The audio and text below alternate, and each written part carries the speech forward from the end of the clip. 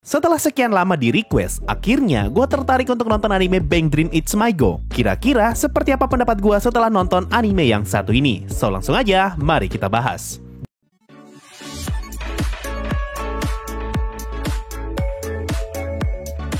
Jadi buat yang gak tahu, setiap kali gue live, selalu saja ada satu orang yang selalu berusaha untuk ngebuat gue tertarik untuk nonton anime Bang Dream. Mulai dari ngasih cuplikan cover lagu yang dinyanyikan Bang Dream, cuplikan konser, sampai cuplikan anime. Dan tentu saja, semua cuplikan itu ujung-ujungnya pasti copyright. Sampai akhirnya dia nyaranin buat nonton anime Bang Dream It's My Go dengan alasan kalau anime yang satu ini beda dengan judul Bang Dream yang lain. Karena hal ini gue pun penasaran dan akhirnya nonton anime ini. Jadi bisa dibilang Bang Dream It's My Go adalah judul Bang Dream pertama yang gue tonton. Dan setelah gue nonton sampai episode ke-10, gue berani bilang kalau animenya memang bagus. Cuma di satu titik ceritanya kadang ngeselin sekaligus bikin gregetan. Seperti yang gue bilang tadi, Bang Dream It's My Go adalah judul Bang Dream pertama yang gue tonton. Dan satu-satunya yang gue tahu tentang Bang Dream hanyalah anime ini adalah anime musik dengan visual 3D. Dengan kata lain, gue sama sekali buta dengan franchise ini, dan otomatis pun gue tidak tahu siapa saja nama band yang disebutkan di anime ini. Contohnya seperti Roselia dan Afterglow. Karena hal ini, gue pun tidak punya ekspektasi apa-apa ketika nonton Bang Dream It's My Go, dan gue mengira kalau anime ini bakalan mirip seperti K-On! Dan juga Bocchi The Rock. Tipikal anime musik santai yang ngeliatin interaksi cewek-cewek imut. Tapi ternyata, ekspektasi gue salah besar, dan anime ini justru lebih terasa seperti anime Kokoro Connect yang dikasih unsur musik. Buat yang belum nonton, anime ini bercerita tentang band bernama Crysic yang tiba-tiba saja bubar setelah konser pertama mereka. Kejadian ini pun meninggalkan luka bagi setiap anggotanya dan hubungan mereka pun menjadi retak. Setelah dari sini, muncullah karakter utama kita yaitu Anon yang ingin ngebentuk bandnya sendiri dan dia mengajak mantan vokalis Crysic yaitu Tomori. Mulai dari sini, Anon pun menjadi penghubung bagi para mantan anggota Crysic untuk bisa baikan. Walaupun semakin berjalannya cerita, Anon sudah tidak lagi terasa seperti karakter utama dan perannya malah digantikan sama Tomori. Kurang lebih seperti itu premis cerita Bang Dream It's My Go. Dari sini saja sudah kelihatan kalau anime ini bakalan sangat berat di drama tentang hubungan antar manusia yang ribetnya nauzubillah. Selama gue nonton anime ini, rasanya gue kayak lagi ngeliat orang yang berusaha masukin benang ke dalam lubang jarum, tapi benangnya nggak masuk-masuk. Giliran udah masuk nih, benangnya malah keluar lagi, dan lagi-lagi kita terpaksa harus dibuat kesal ngeliat orang yang masih berusaha masukin benang itu. Kejadian ini terus berulang sampai akhirnya benar-benar masuk dan masalahnya pun beres di episode ke-10. Itulah yang gue rasakan ketika nonton anime ini.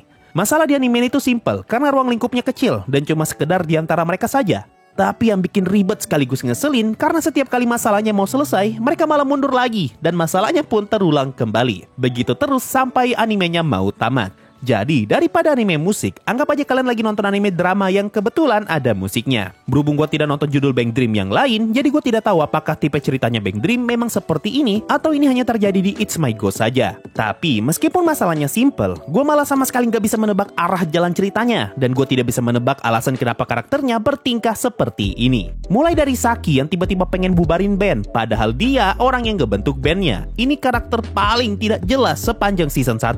Ada juga Anon yang selalu bertingkah seperti orang yang tidak bisa serius. Walaupun ujung-ujungnya kita pun diberitahu alasan kenapa Anon seperti itu. Dan sampai sekarang pun gua masih tidak tahu kenapa Rana sering banget hilang dan muncul seenak jidat. Hal ini ngebuat ceritanya menarik untuk diikuti karena gua sama sekali nggak bisa menebak apa yang ada di pikiran karakternya. Dramanya juga menurut gua nggak terlalu berat dan gua masih bisa menikmati anime ini sampai akhir. Hal lain yang gua rasakan ketika nonton anime ini, rasanya gua kayak lagi ngeliat film Marvel yang punya universe-nya sendiri, di mana semua ceritanya saling terhubung. Meskipun gua tidak tahu siapa saja nama band atau orang yang dimaksud, tapi gue bisa merasakan adanya koneksi yang telah berhasil dibangun di dunianya Bang Dream. Mirip-mirip kayak dunianya Love Live yang dimulai dari Love Live original, Love Live Sunshine, Nijisaki Gakuen, dan Superstars. Koneksi ini yang ngebuat dunianya menarik karena banyak siswi SMA yang tertarik untuk ngebentuk band berkat penampilan dari karakter di judul sebelumnya. Sampai-sampai semua murid di kelasnya Anon semuanya punya bandnya sendiri. Nah, kalau ngomongin musik atau lagunya, buat gua, lagu yang dibawakan anime ini kurang cocok di telinga gua. Sampai di episode 9, tidak ada satupun lagu yang menurut gua enak untuk didengar. Gua tidak bilang lagunya jelek ya, tapi gua tidak bisa menikmati lagu yang dibawakan anime ini.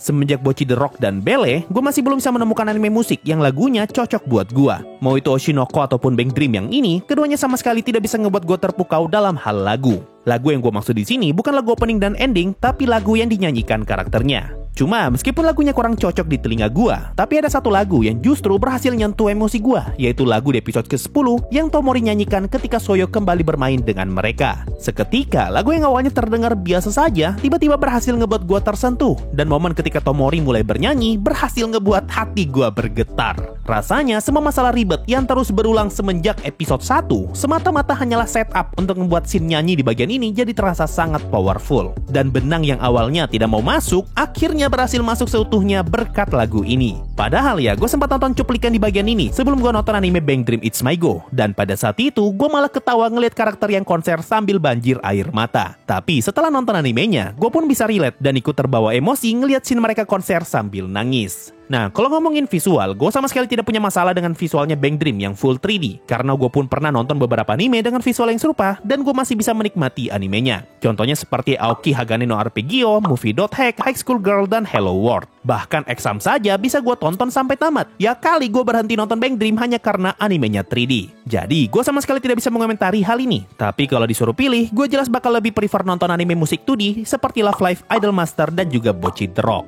Nah, yang kalian dengarkan dari tadi adalah skrip yang gue tulis ketika It's My Go masih episode 10. Dan apa yang akan kalian dengarkan sekarang adalah skrip yang gue tulis setelah It's My Go tamat. Semenjak kejadian di episode 10, unsur drama di anime ini berkurang drastis, dan gue sudah tidak lagi kesal ngelihat hubungan tarik ulur antara anggota My Go. Meskipun mereka masih tetap tidak akur, setidaknya ketidakakuran mereka saat ini malah terlihat lucu daripada ngeselin. Yang paling lucu tuh ngeliat interaksinya Anon dan Soyo. Mereka berdua tuh saling gak suka, tapi sadar kalau mereka berdua saling membutuhkan. Jadi mau tidak mau, mereka harus saling menerima sifatnya satu sama lain.